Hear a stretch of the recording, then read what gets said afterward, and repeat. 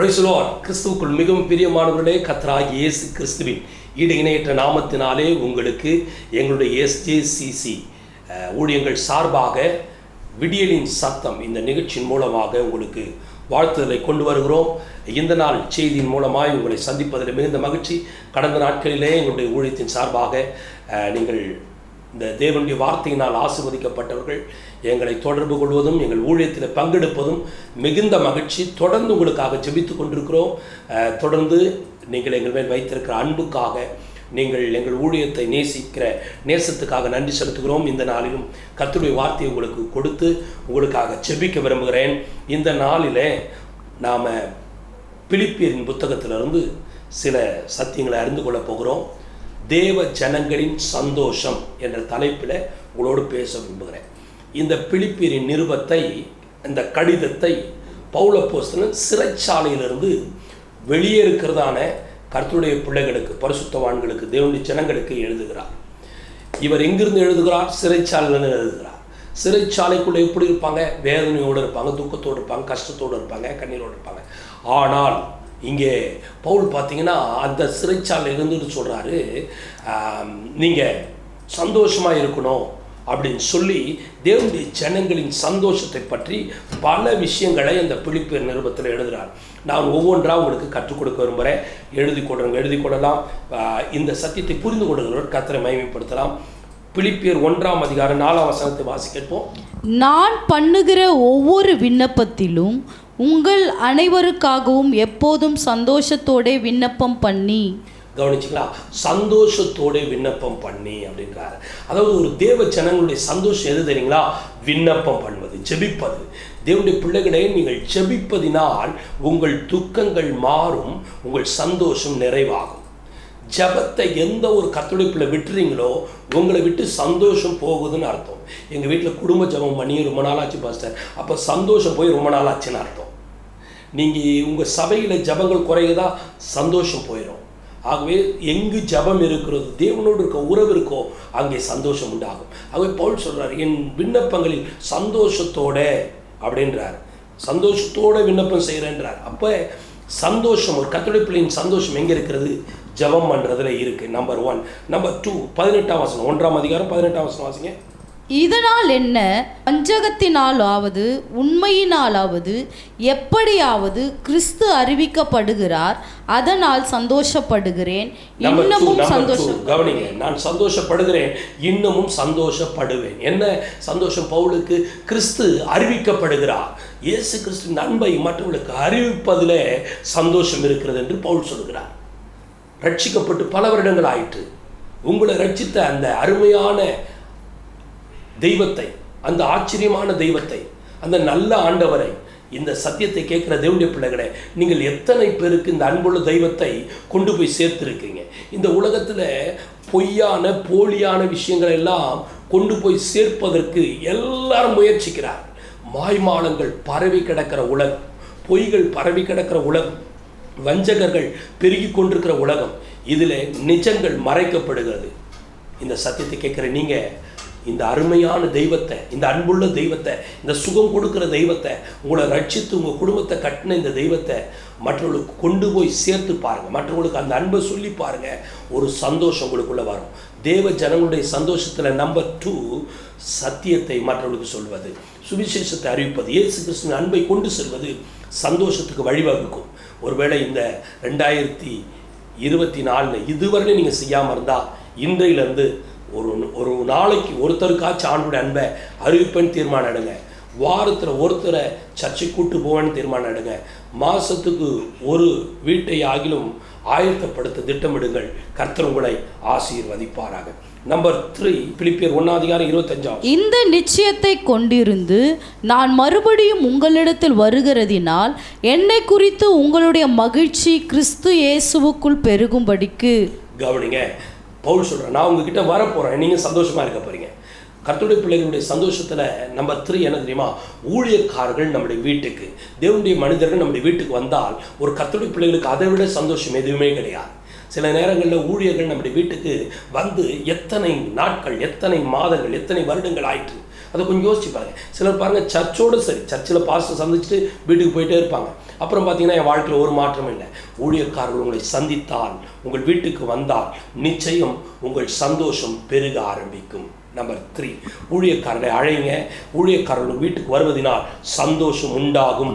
அவர்களுக்கும் உண்டாகும், உங்களுக்கும் உண்டாகும். ஏனென்றால் அது தேவனுடைய பிள்ளைகளின் சந்தோஷத்தில் வைக்கப்பட்டிருக்கிற மகா பெரிய ரகசியம். 3வது விஷயம் சொன்னேன். 26 படிப்போம்.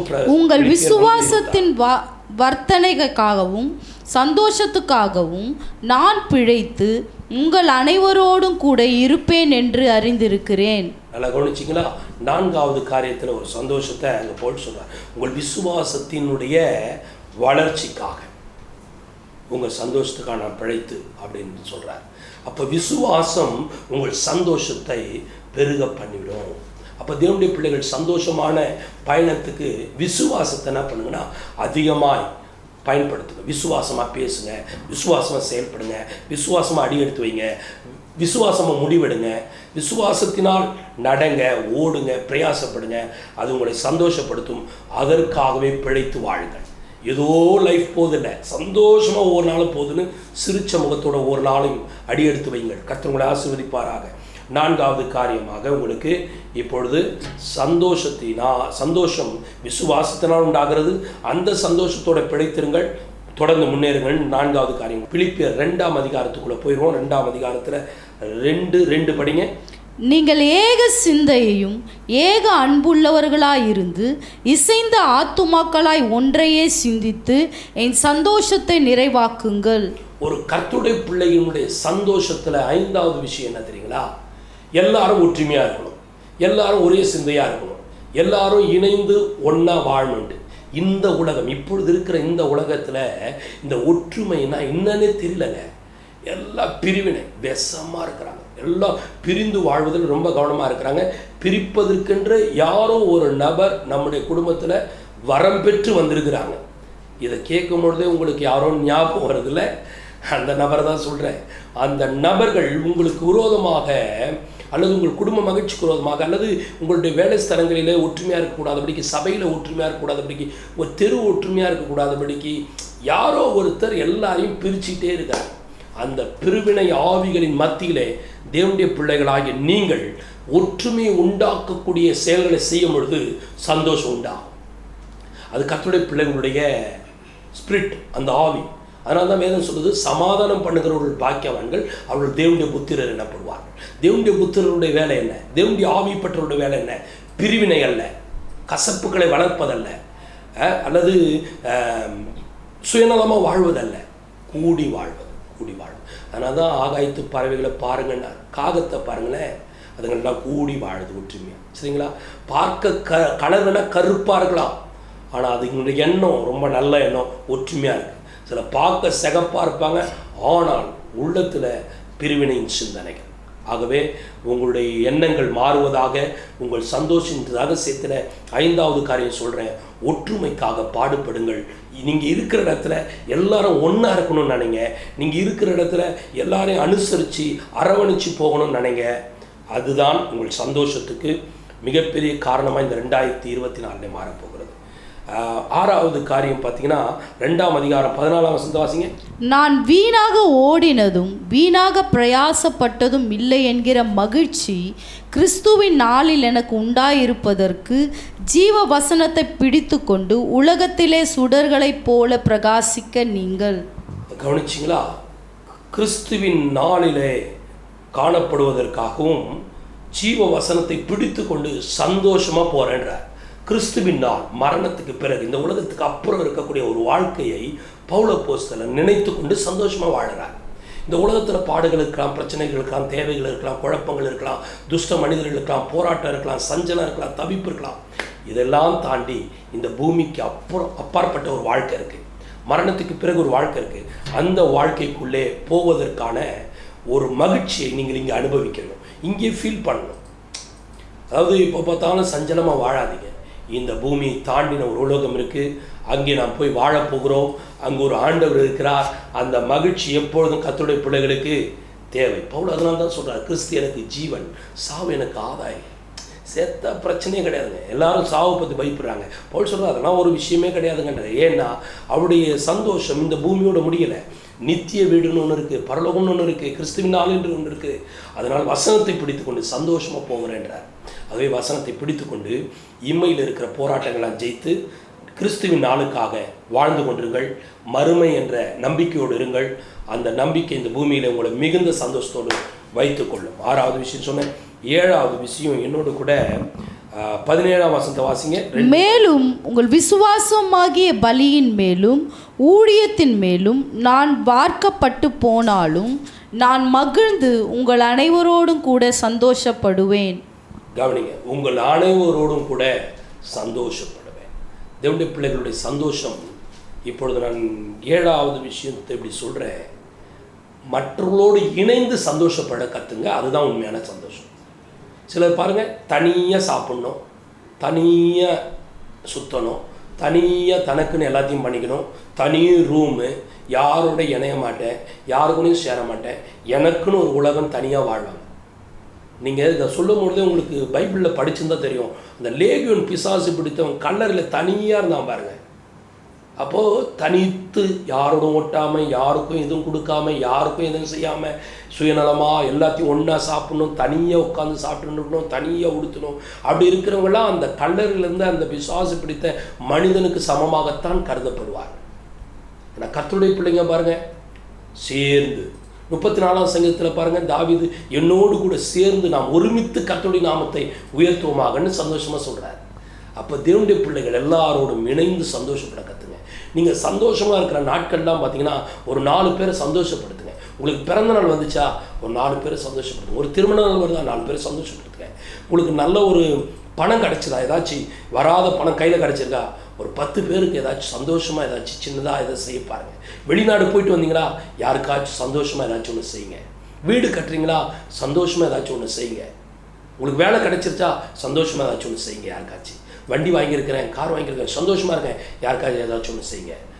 எது உங்களுக்கு நல்லது நடந்தாலும் அதனுடைய ஒரு 4 பேரை சந்தோஷப்படுத்துங்க. அதுதான் தேவ பிள்ளைகளுடைய சந்தோஷம். அதுதான் நிலைக்கும், மற்றதெல்லாம் நிலைக்காது. மற்றதெல்லாம் ஏமாத்திரும். நான் சொல்லக்கூடியது பைபிள்னு சொல்கிறேன், இவைகள் நிலையான சந்தோஷம். 8வது காரியத்தை சொல்லி நான் உங்களுக்காக ஜெபிக்க விரும்புகிறேன். நிறைய விஷயம் இருக்குது, பட் கூடுமான வரையிலும் சில விஷயங்களை சொல்லிகிட்டே இருக்கேன். 18ஆம் வசனத்தை வாசிங்க. இது நிமித்தம் நீங்களும் மகிழ்ந்து என்னோட கூட சந்தோஷப்படுங்கள். 29ஆம் வசனத்தை வாசிக்கிறோம். ஆனபடியினாலே நீங்கள் கர்த்தருக்குள் மிகுந்த சந்தோஷத்தோடே அவனை ஏற்றுக்கொண்டு இப்படிப்பட்டவர்களை கனமாய் எண்ணுங்கள். நல்லா கவனிங்கள். மறுபடியும் இன்னொரு முறை 29ஆம் வசனம் வாசிங்க. ஆனபடியினாலே நீங்கள் கர்த்தருக்குள் மிகுந்த சந்தோஷத்தோடே. கர்த்தருக்குள் மிகுந்த சந்தோஷத்தோடே. இந்த உலகத்திலேயோ பணத்திலேயோ நம்மளை சுற்றி இருக்கிற ஜனத்திலேயோ சந்தோஷம் கிடையாதுங்க. அது வரும் போயிடும். ஆனால் கர்த்தருக்குள்ளே தான் மிகுந்த சந்தோஷம்.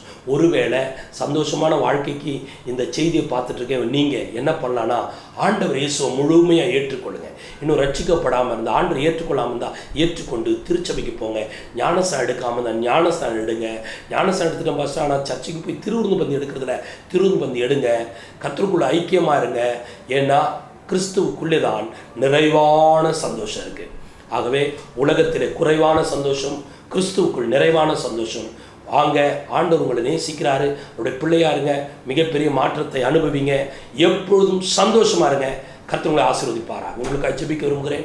பரிசுத்தமுள்ள நல்ல பிதாவே, இந்த சத்தியத்தை கேட்ட உங்களுடைய பிள்ளைகளெல்லாம் மனதார வாழ்த்தி ஆசீர்வதிக்கிறேன். இதுவரையிலும் காணாத சந்தோஷத்தை கொடுத்து, மகிழ்ச்சியை கொடுத்து உங்களுடைய பிள்ளைகளை மகிழ்ந்திருக்க பண்ணுவீராக.